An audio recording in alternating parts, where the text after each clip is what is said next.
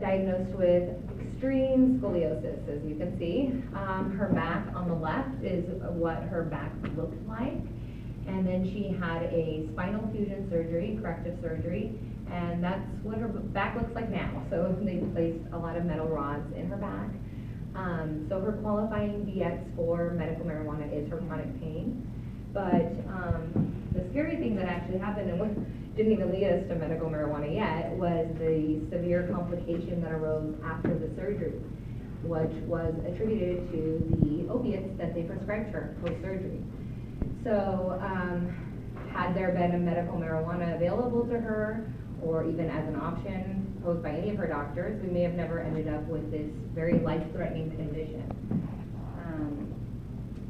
So superior mesenteric artery syndrome is what my daughter has. It's quite a mouthful, so we call it SMA syndrome.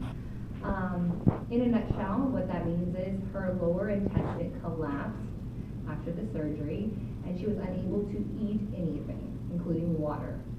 You can think how devastating this is for not only a blind, special needs child, but one that just went through a horrific surgery such as spinal fusion. So we spent almost an entire summer at Phoenix Children's Hospital.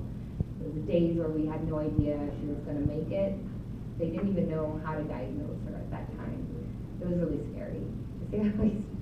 We were finally omitted from the hospital, and we went on for another year, unable to get her to eat. She was down to 60 pounds.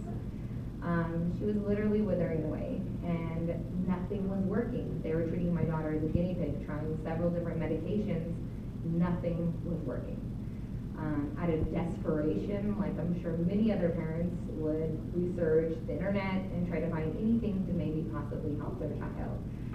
We came across cannabis, and although it's not something that's widely used for chronic pain in pediatric patients, it is used for cancer patients who suffer from lack of appetite and nausea, which she does have. It also helps with several other amazing other benefits for her too, which has been life-changing for us.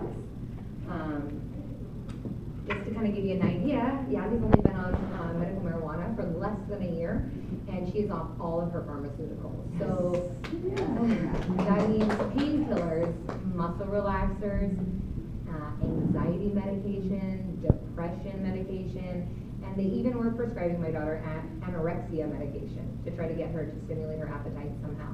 Nothing was working.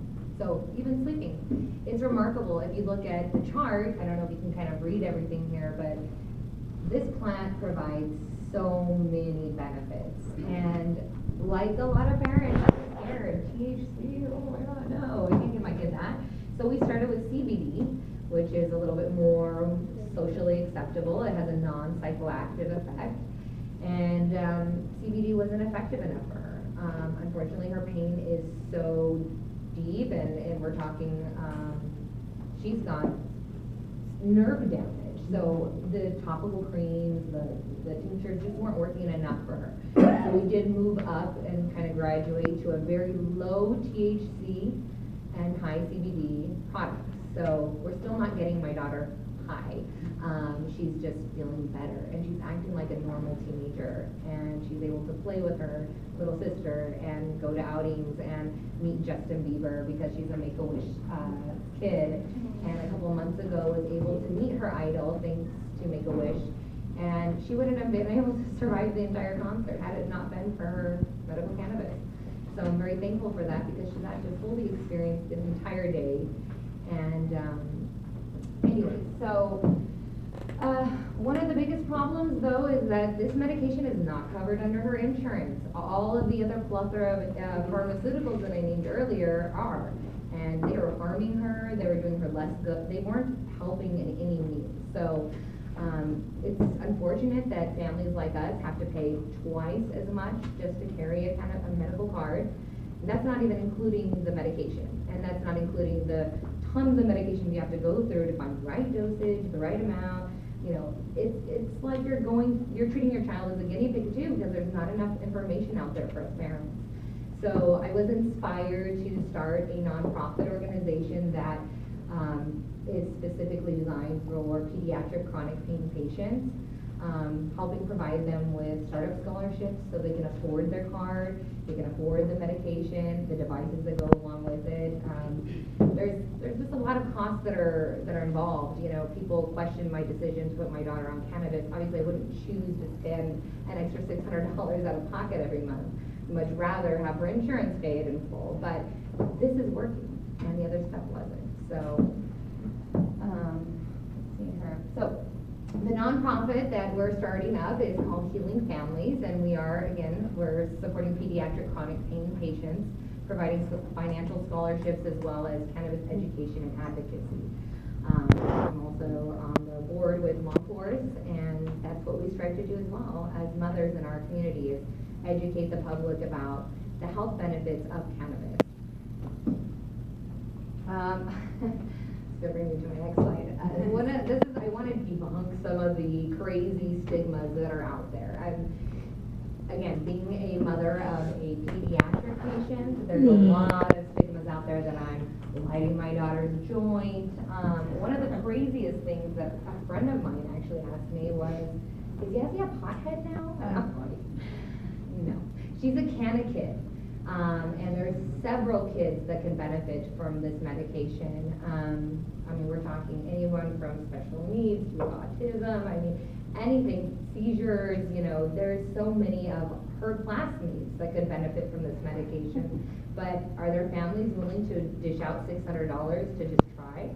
I mean, we're lucky that we had a support system and people in our lives that educated us and made us feel confident enough to dish out that money, and we were desperate enough. But if we were to legalize and pass Prop 205, there'd be so many more families that would have access to this medication and be able to try it on their children and say, hey, maybe I don't need to go this deadly pharmaceutical route, and I can do something that's more natural and benefit my child. So there's lots of ways to administer medication for children. Cannabis oil is one of our most popular go-tos because you can use this with a tea, you can cook with it, you can, in fact, she has capsules that have the cannabis oil, and so she takes a capsule just like any of us would take a capsule for any of our other pharmaceutical drugs, and she ingests it. So this is an idea of like what some of our cannabis pills look like.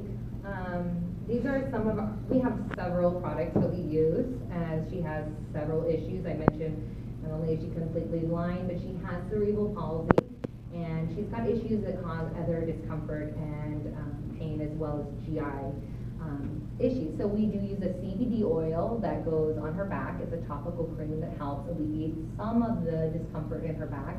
Although it's not strong enough, we do still supplement that with additional products that are low in THC. So again, my daughter's not getting high, she's not acting funny or kooky in any way. She's acting like a normal teenage kid, or maybe younger, maybe her more cognitive age level, but she's able to play again and interact and participate in class events and home events, and it's been life-changing for us. A child that was bedbound is now able to participate and do things like typical kids. This patch over here is really neat because that's something that you can just, real discreet, you can put it on her wrist, and that's supposed to be having like a